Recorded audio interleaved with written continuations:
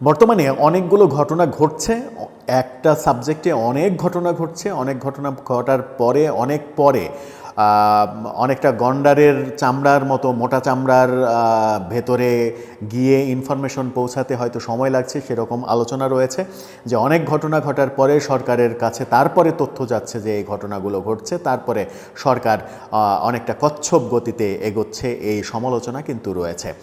যেমন সারা দেশে মাজারগুলোতে আক্রমণ হচ্ছে, মাজারগুলো ভেঙে ফেলা হচ্ছে, সম্পদ বিনষ্ট করা হচ্ছে, মারধর করা হচ্ছে। এবার অবশেষে সরকারের টনক নড়েছে। সরকারের টনক কিভাবে নড়ল, কি বলছে সরকার, মাজার কি এখনও ভাঙা হবে কিনা, সেই আলোচনাই করব দর্শক। এই ভিডিওতে থাকবেন পলিটিক্স টিভির নিয়মিত আয়োজনে।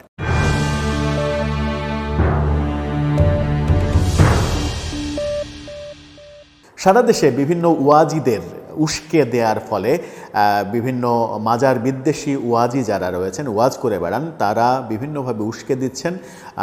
উস্কে দেওয়ার ফলে মাজারে আক্রমণ করার ঘটনা আমরা দেখছি একের পর এক। বিভিন্ন মাজার, কখনো পাগলা বাবার মাজার, এমনকি সিলেটে শাহজালাল শাহপরানের মাজারে পর্যন্ত হামলা করা হয়েছে। শাহপরানের মাজারের একজন পাগলকে গতকালকে পিটিয়ে হত্যা করা হয়েছে, তার লাশ মর্গে পড়ে আছে। অনেকে বলেন একাধিক জনকে পিটিয়ে হত্যা করা হয়েছে, লাশ মর্গে পড়ে আছে, কিন্তু সেই লাশ যে নিয়ে এসে তার কবর দেওয়া হবে সেই লোকটা পর্যন্ত পাওয়া যাচ্ছে না।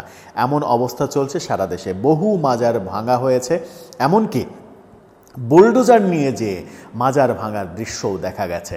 বুলডোজার কোথায় পেল? বুলডোজার পেতে হলে তো সরকারি বিভিন্ন প্রতিষ্ঠান অথবা ঠিকাদারি প্রতিষ্ঠানের কাছ থেকে নিয়ে এসে, ভাড়া করে নিয়ে এসে সেটা ভাঙতে হবে, অনেক বড় আয়োজনের ব্যাপার।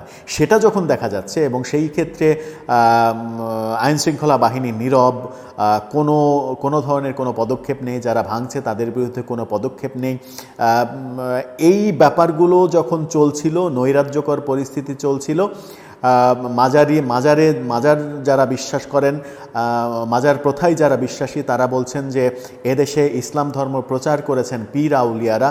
ইসলাম ধর্মের যে প্রচার এবং প্রসার শুরুটাই হয়েছে যাদের হাত দিয়ে, তাদের মাজার গিয়ে ভেঙে ফেলার মধ্যে কোন ইসলাম রয়েছে? আবার মাজার বিদ্বেষী যারা রয়েছেন তারা বলেন মাজারে অবৈধ কার্যক্রম হয়, মাজারে গাঁজা খাওয়া হয়, মাজারে ধর্মবিদ্বেষী অনেক কাজকাম হয়, মাজারে গান বাজনা হয়।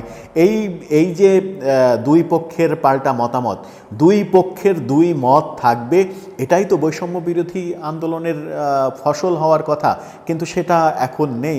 বৈষম্য বিরোধী আন্দোলনের পরও যদি বৈষম্য থাকে, যদি কোনো মত তার স্বাধীনতা ভোগ করতে না পারে, মাজারে যারা থাকেন তারা মাজার নিয়ে থাকবেন, যারা অন্যভাবে থাকতে চান তারা অন্যভাবে থাকবেন, যারা যেটা করতে চান অন্যের ক্ষতি না করে, অন্যের অসুবিধার কারণ তৈরি না করে, তারা যদি সেটা না করতে পারেন, তাহলে কিসের বৈষম্য বিরোধী অবস্থানে আমরা গেলাম? এই প্রশ্ন কিন্তু অনেকেই তুলছেন। অবশেষে সরকারের টনক নড়েছে।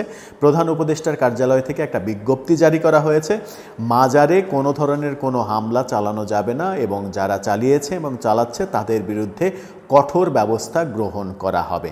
কি কঠোর ব্যবস্থা গ্রহণ করা হবে? শাহপরানের মাজারে পাগলকে মেরে লাশ বানিয়ে দেওয়া হলো, মর্গে পাঠানো হলো, যারা মারল তাদের কি বিচার হবে? যারা বুলডোজার নিয়ে গিয়ে মাজার ভেঙে দিচ্ছে, তাদের কি চেহারা নেই? তাদের ছবি, ভিডিও কি সামাজিক যোগাযোগ মাধ্যমে আমরা প্রতিনিয়ত দেখছি না? এই যে গতকালকেই আমরা দেখেছি কক্সবাজারে একজন, মানে প্রথমে কেউ দাবি করেছিল সে শিবির করে, আজকে জামাত থেকে, শিবির থেকে বলা হয়েছে শিবিরের সঙ্গে সেই ছেলের কোনো সম্পর্ক নেই। একটা ছেলে একটা মেয়েকে, হিজাব না পরার কারণে একটা মেয়ে কক্সবাজারে ঘুরছে, তাকে কান ধরে উঠবাস করানো হয়েছে। যদি এটাই চলতে থাকে তাহলে বৈষম্য বিরোধী আন্দোলন ব্যর্থ হবে, এই আলোচনা কিন্তু সর্বত্র রয়েছে। বৈষম্য বিরোধী আন্দোলনের মূল শক্তি কী ছিল? যে আওয়ামী লীগ যে অপরাধ করেছে, যে বৈষম্য করেছে, সেই বৈষম্য দূর করে আমরা সমতার বাংলাদেশ চাই, আমরা সম অধিকারের বাংলাদেশ চাই। সেখানে নারী, পুরুষ, হিন্দু, বৌদ্ধ, খ্রিস্টান, জৈন, মাজার, মসজিদ, এই ব্যাপারগুলো যদি না থাকে, মাজারে খারাপ কাজ হয়, সেই খারাপ কাজের আপনি সমালোচনা করেন। আপনি মাজারে গান বা কেউ খারাপ কাজ করে, কোনো পাগল খারাপ কাজ করে, তার জন্য যদি মাজার ভাঙেন, তাহলে মসজিদে জুতা চুরি করলে কি আপনি মসজিদ ভাঙবেন? কোনোভাবেই না। আপনি মসজিদের দোষ তো হতে পারে না জুতা চুরির জন্য, কারণ জুতা চোরের দোষ, জুতা চুরি করতে যে এই তুলনামূলক আলোচনা কিন্তু মাজার ভাঙার পরে সামাজিক যোগাযোগ মাধ্যমে আমরা দেখতে পাচ্ছি। অবশেষে সরকারের টনক নেড়েছে, এটা একটা শুভ লক্ষণ।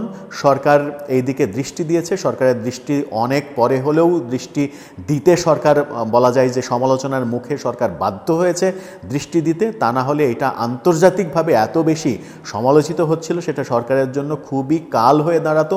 এমনিতেই এই সরকারকে নিয়ে আন্তর্জাতিক মহলে অনেক ব্যাপার রয়েছে।